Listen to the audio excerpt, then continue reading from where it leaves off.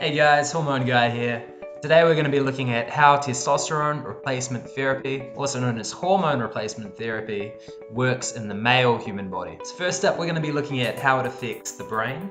Secondly, we're going to be looking at why it shuts down natural testosterone production. And finally, why it has a significant impact on fertility. Alright, so we're going to start off by looking at the Hypothalamic Pituitary Gonadal axis, also known as HPGA. If you would like more information on how this axis works, then please check out my first video which shows you natural testosterone production caused by this axis and also how low testosterone can happen from a condition known as hypogonadism, both primary and secondary. So we start off with the hypothalamus, which detects estradiol, also known as estrogen, and that comes from testosterone, but we'll explain that in a second. The hypothalamus, noticing that estradiol is low, estrogen is low, sends out a signal called gonadotropin releasing hormone, also known as GnRH.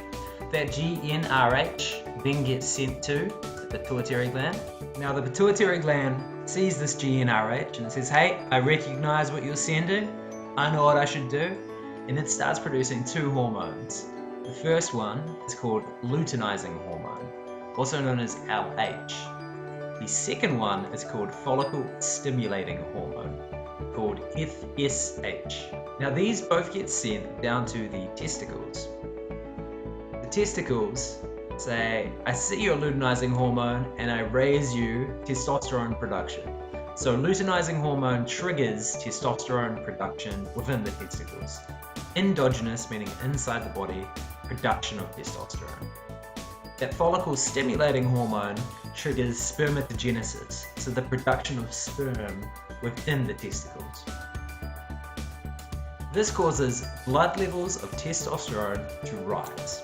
Now, as blood testosterone rises, a thing called aromatase enzyme hits.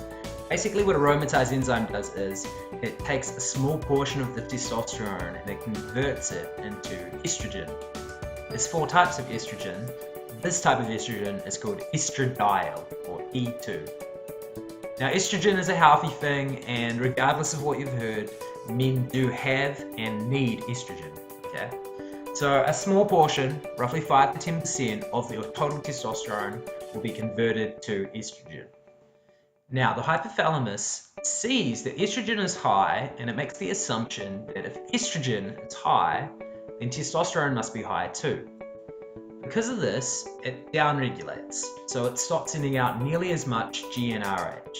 This decrease in GnRH makes the pituitary gland stop producing nearly as much luteinizing hormone and follicle stimulating hormone. Without those two hormones being sent to the testicles stop making as much testosterone. Testosterone goes down, thus the estradiol, estrogen, will go down. The hypothalamus would detect that the estrogen is now low, and the whole process repeats. So this happens every single day.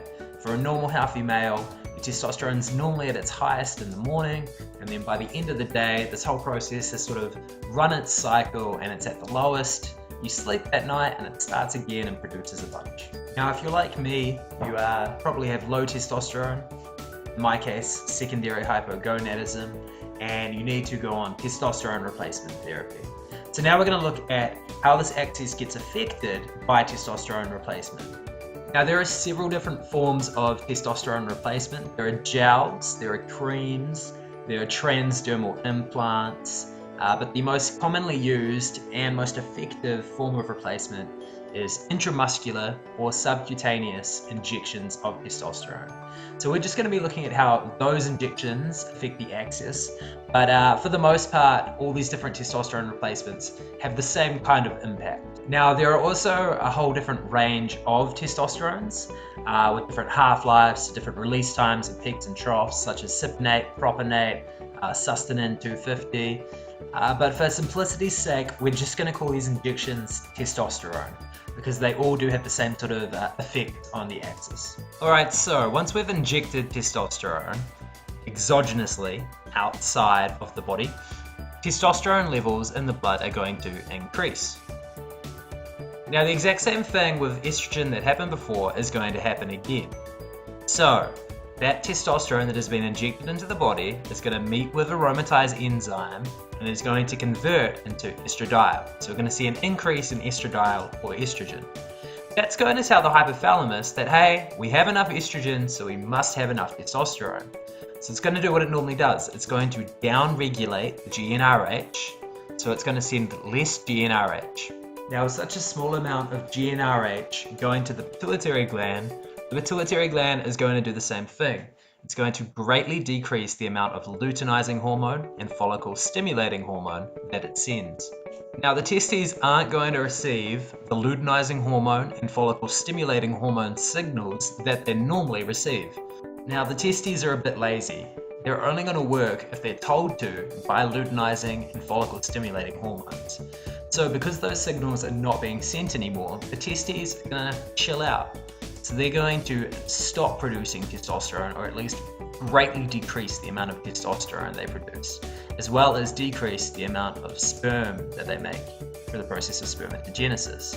So we are going to see a decrease in natural levels of testosterone and sperm. So our natural levels of testosterone are now going to be low, also known as endogenous levels. Endogenous meaning inside the body's levels.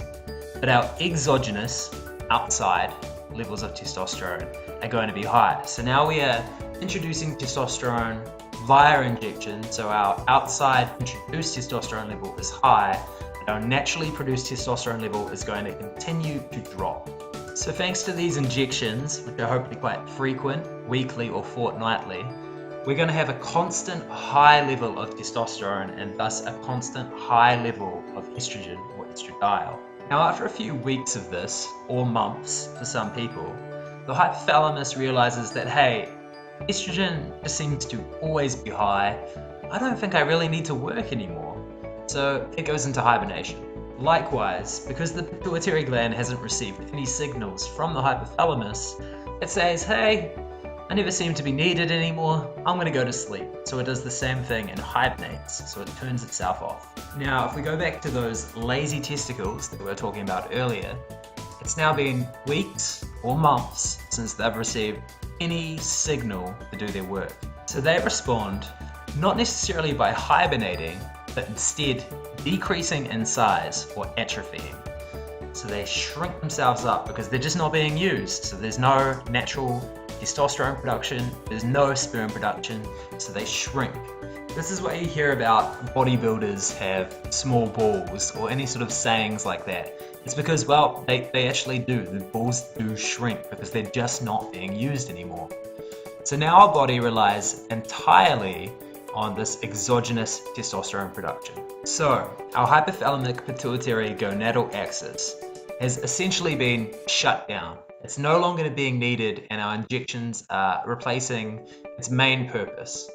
However, the negative downsides of this are our natural testosterone production has now basically completely shut down, and a side effect of this is because our testicles are not building testosterone and they're not receiving follicle stimulating hormone, they're not working away and making sperm. So this is why testosterone replacement therapy has an impact on fertility, as your testicles just aren't functioning the way they were before. Alright, that's it from me, guys. I hope you liked this video. I hope it made it a bit clearer for you to understand how this whole process works. I know it took me a little while to wrap my head around it, so I'm hoping this video makes it easier for everyone else out there. Please like and subscribe and comment on anything you think about this video or what kind of other videos you want me to make. Anything you want me to try and simplify down that you struggled with or you still don't understand, please let me know and we can work through this together. Alright guys, thanks.